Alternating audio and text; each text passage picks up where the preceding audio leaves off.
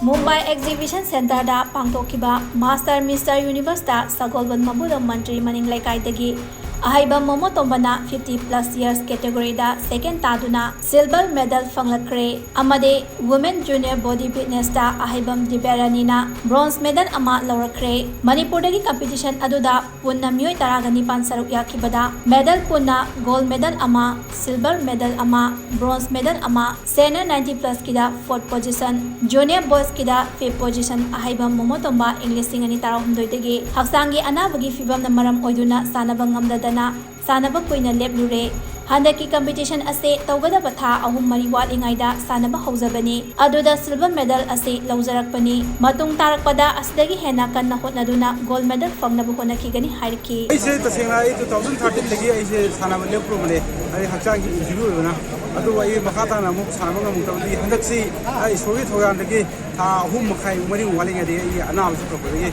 I create Sanaba Sukutaba, Hanboina, I would say senior Sanamani, Master Gidu in a handbag, I nation is under Master Gidu, and the key, Mr. University, so we should in a Master Hanbas, somebody, as you must say, second that I the preparation to jump in the Udamina, I don't know the day I had a Siliki and a Pakumesta, is enough. Gold medal Lourakhre, I matang ideas, was it Master the Su Olympia? I don't know, Mr. Olympia, other people I Sanagan.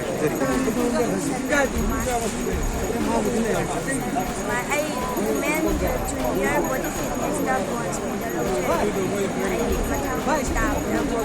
medal.